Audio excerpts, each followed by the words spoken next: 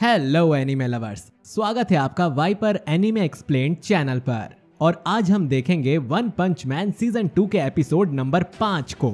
अगर आपने पिछले एपिसोड्स अभी तक नहीं देखे हैं तो उनकी लिंक आपको डिस्क्रिप्शन में मिल जाएगी, पहले उन्हें जरूर देख लीजिए। तो अब चलिए जानते हैं आगे की कहानी को इस एपिसोड के साथ, जिसका नाम है the martial arts tournament. Episode की शुरुआत में हेडक्वार्टर्स में मीटिंग चल रही होती है, जिसमें वो सेंटीपीड के बारे में बात कर रहे होते हैं। वो कहते हैं कि ये एक थ्रेट लेवल ड्रैगन है, एक ऐसी मुसीबत जो 2 साल पहले आई मुसीबत से भी कहीं ज्यादा खतरनाक है और हमारे पास इससे निपटने के लिए इतने हीरोज भी नहीं हैं। वहीं एक लेडी कहती है कि किंग पहले ही एक बैटल में बिजी है, पर बाकी क्लास एस हीरोज कहाँ हैं। इसके बाद इन लोगों के पास अचानक से कई सारे इमरजेंसी कॉल्स आने लगते हैं, जिसे देखकर वो परेशान हो जाते हैं। अब सीन चेंज होता है बैटल ग्राउंड की तरफ, जहां डायरेक्टर और उसके बेटे को बचाकर भागते हुए पाइनएप्पल और मोहिकन के सामने अचानक से एल्डर सेंटीपीड आ जाता है। वो इन पर अटैक करने ही वाला था, तभी वहां पर class S rank 6 metal knight आ जाता है। तभी मेटल नाइट सेंटीपीड पर धमाकेदार रॉकेट मिसाइल से हमला करता है, पर उसे एक खरोच तक नहीं आती है।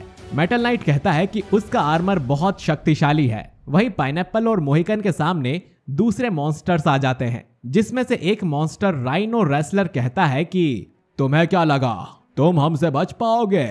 इसके साथ एक बर्ड मॉन्स्टर भी होता है। दूसरी तरफ गारो और मेटल बैट एक जोरदार फाइट कर रहे होते हैं। गारो मेटल बैट से कहता है कि तुम तो अभी से थक गए, मुझे लगा था तुम शक्तिशाली हो।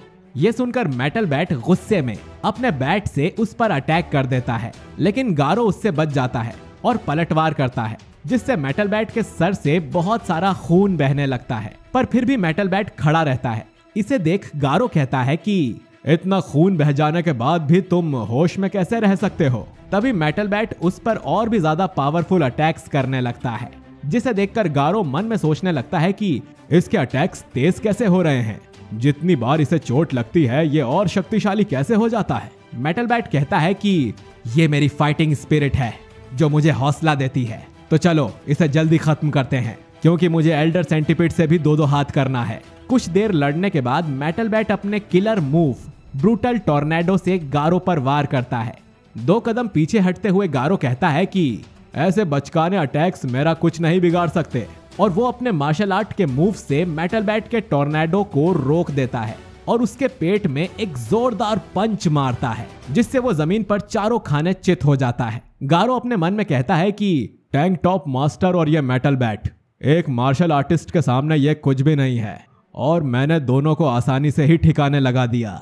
और वो अपनी जीत की खुशी में खो जाता है। तभी अचानक से मेटल बैट उस पर जानलेवा अटैक करने वाला होता है कि इतने में आवाज आती है बड़े भाई, जो कि मेटल बैट की छोटी बहन की होती है, जिसे सुनकर मेटल बैट वहीं रुक जाता है। मेटल बैट चिल्लाकर अपनी बहन ज़ेंको को पीछे हटने को कहता है। तभी गारो एक जोरदार पंच से उस पर वार करता है और कहता है कि तुम्हारे पास मौका था जिसे तुमने गवा दिया। और ऐसा कहते हुए वो अटैक करने आगे बढ़ता है, पर तभी ज़ेंको बीच में आ जाती है और उसे रुक जाने को कहती है। वो आगे बताती है कि मेटल बैट ने उसे प्रॉमिस किया था कि जब वो उसके साथ रहेगी तो मेटल बैट फाइट नहीं करेगा।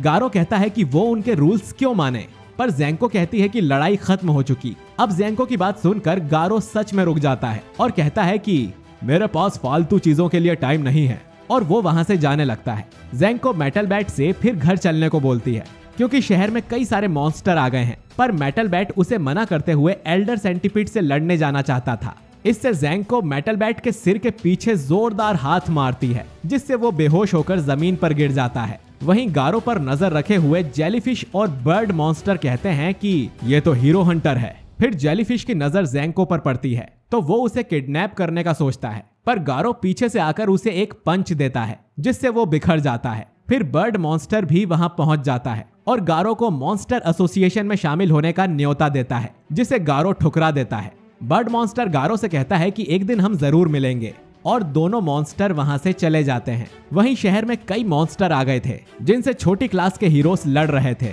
राइनो रेसलर से लड़ रहे पाइनएप्पल और मोहिकन थक चुके होते हैं, क्योंकि उनके किसी भी अटैक का राइनो पर कोई असर नहीं होता है। राइनो रेसलर ने कहा कि तुम दोनों बहुत कमजोर हो, तुम्हें अंदाजा भी है मैंने खुद को फाइनल बैटल के लिए कितना तैयार किया है।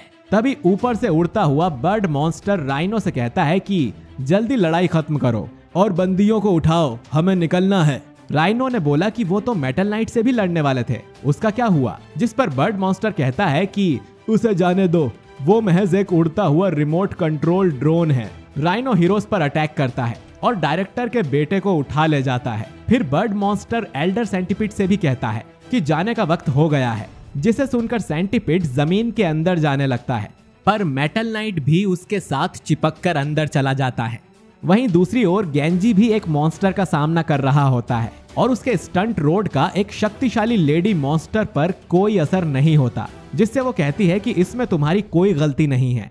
दूसरी जगह पर भी सबका ऐसे ही शक्तिशाली मॉन्स्टर से सामना हो रहा है। अब अगले सीन में हमें सुपर फाइट टूर्नामेंट का रूम दिखाया जाता है। वहां कोई दरवाजा खटखटाते हुए चेरेंको को जल्दी बाहर आने को कहता है, जहां सैतामा अपनी विग पहनकर बाहर आता है और टूर्नामेंट शुरू होता है। कमेंटेटर कहता है, सुपर फाइट 22 के सभी कंटेस्टेंट्स अरेना में आ रहे हैं। सबसे पहले class A rank 19 hero lightning max आता है, जो कि इस फाइट में पहली बार हिस्सा ले रहा है। फिर बिजली की तरह तेज अटैक वाली फीमेल फाइटर रिंग रिंग। उसके बाद आता है द वे ऑफ क्रूएल। फिर क्लास ए के lowest rank hero snack bite snack, और ऐसे ही कई हीरोज के नाम लिए जाते हैं। और फिर आता है हमारा सैतामा यानी चेरेंको, जिसे देखकर लोग बू करने लगते हैं, पर जेनोस खड़े होकर तालियां बजाता है। अब आता है 2 बार का champion dark hello killing jutsu के मास्टर बकुजन और 4 बार का चैंपियन सुइर्यू। कमेंट्री करने वाला कहता है कि इस बार बकुजन और सुइर्यू की लड़ाई देखने लायक होगी। बकुजन मन में सोचता है कि अगर वो सुइर्यू को हरा दे तो वो दुनिया में सबसे स्ट्रॉन्ग बन जाएगा। और वहीं सुइर्यू ने सोचा कि वो बस पिछली बार के चैंपियन से लड़ने आया था, यानी कि वो गारो की बात कर रहा है। इधर दूर खड़ा जक्को सैतामा की ओर इशारा करके कहता है कि तुम वही हो ना जिसकी फाइटिंग स्टाइल किसी ने सुनी भी नहीं है। उसे सैतामा न्यू कमर लगा और वो सैतामा को फाइट छोड़कर भाग जाने को भी बोलता है। ये सुनकर सोरफेस कहता है कि हम दोनों ने साथ मास्टर बैंग से ट्रेनिंग ली है। जक्कोस इस पर बताता है कि बैंग ने तो इस बार जज की पोजीशन से भी नाम हटवा लिया है और वो इन दोनों की ही बेइज्जती करता है, जिस पर सैतामा को कोई फर्क नहीं पड़ता। वो कहता है कि वो यहाँ बहस करने नहीं आया है, वो तो जक्कोस से सीधा रिंग में मिलेगा। और सीन चेंज होकर एक बड़ी सी बिल्डिंग के ऊपर आता है, जहां गारो को ढूंढने की कोशिश कर रहे बॉम्ब और बैंग एक हीरो को मुसीबत में देखते हैं और उसकी मदद करने आते हैं। वहां पहुंचकर बैंग ने देखा कि वो गारो नहीं है। तभी वो मॉन्स्टर उसे देखकर कहता है कि तुम क्लास एस के मार्शल आर्ट हीरो हो ना। मॉन्स्टर सिल्वर फैंग पर अटैक कर देता है, पर सिल्वर फैंग उस पर जल्दी से मार्शल आर्ट वाले अटैक से पलटवार कर देता है, जो इतने घातक थे कि उस मॉन्स्टर की वहीं पर मौत हो जाती है और बॉम्ब और बैंग वहां से चले जाते हैं। इधर टूर्नामेंट में पहला मुकाबला लाइटिंग मैक्स और रिंग रिंग के बीच होता है। शुरू होते से ही रिंग रिंग हवा में उड़कर लाइटनिंग मैक्स पर अटैक करने आती है, पर मैक्स उसे आसानी से नॉकआउट करके जीत हासिल कर लेता है। इधर शहर में हीरोज मॉन्स्टर से लड़ रहे होते हैं और बुरी तरह से पिट रहे होते हैं। एक लेडी मॉन्स्टर कहती है कि तुम मुझसे यानी सुपर एस से लड़ने के लिए काफी नहीं हो और मेरा कुछ नहीं बिगाड़ सकते। वहीं दूसरी तरफ गोरिल्ला मॉन्स्टर हैवी कॉन्ग उसकी पीठ पर बैठ के लोगों से कहता है कि कोई पूछे तो बता देना कि हैवी कॉन्ग को हराने वाला और कोई नहीं बल्कि महान मार्शल गोरिल्ला था। इधर लाइटनिंग गेंजी भी मॉन्स्टर से लड़ रहा होता है, पर उसके अटैक्स का उन पर कोई असर नहीं होता। उसे हराकर मॉन्स्टर कहते हैं कि हम यूं ही इतने टाइम से डर रहे थे। ये क्लास ए हीरोज हम टाइगर लेवल थ्रेट वाले मॉन्स्टर्स का भी सामना नहीं कर पा रहे। इधर हेडक्वार्टर्स में इमरजेंसी अलार्म्स बजने लगते हैं और ऐसे ही कई मॉन्स्टर बाहर निकल कर आ रहे थे, जिन्हें देख हिजे कहता है कि अगर ऐसा ही चलता रहा तो हमारा नामो निशान मिट जाएगा। सीन दोबारा सिटी में आता है, जहां एक ड्रैकुला मॉन्स्टर जिसने सैकड़ों लोगों का खून चूसकर उन्हें मार दिया था। वहीं दूसरी ओर डार्कनेस ब्लेड अपने ही साथी हीरो पर अटैक करने लगता है। असल में इस लेडी मॉन्स्टर की यही पावर है कि वो अपने चाबुक से किसी को भी अपने वश में कर लेती है। वो दूसरे हीरोज पर भी अटैक करने ही वाली होती है, लेकिन तभी इस मॉन्स्टर का चाबुक वहीं हवा में रुक जाता है।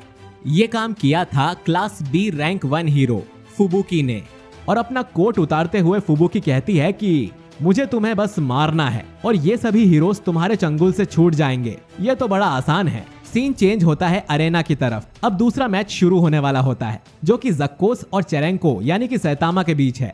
जक्कोस गुस्से में सैतामा की ओर देखता है और मन में सोचता है कि मैं इसे मार डालूंगा। फिर मैच शुरू होता है और सैतामा के एक हल्के से हाथ पड़ने से ही ज़क्कोस बेहोश हो जाता है। सब चौंक जाते हैं और कहते हैं कि ये क्या हुआ। कमेंटेटर्स कहते हैं कि शायद ये चेरेंको ने नहीं किया, बल्कि ज़क्कोस ही इतना कमजोर है कि वो अटैक सह नहीं पाया। वहीं ऑडियंस में बैठा जेनोस सोचता है कि अगर ये एक ही वार का सिलसिला चलता रहा तो ये टूर्नामेंट जल्दी ही खत्म हो जाएगा और मास्टर अपनी असली मार्शल आर्ट प्रैक्टिस नहीं कर पाएंगे। और कोने में खड़ा 4 बार का चैंपियन सुइरियू मन में सोचता है कि ज़क्कोस का वार इतना भी बुरा नहीं था, ना ही वो इतना कमजोर था, फिर भी बस एक अटैक से हरा देना, तुमने बढ़िया काम किया। फाइनल्स में मिलते हैं नए दोस्त। और इसी के साथ ये एपिसोड खत्म हो जाता है। तो दोस्तों, वीडियो पसंद आया हो तो इसे लाइक और शेयर जरूर करिए और अगले एपिसोड को मिस ना करने के लिए हमारे चैनल वाइपर एनीमे एक्सप्लेन्ड को सब्सक्राइब करके बेल आइकन जरूर दबाइए। बाकी मैं मिलता हूँ आपसे बहुत ही जल्द एक नए वीडियो के साथ। शुक्रिया।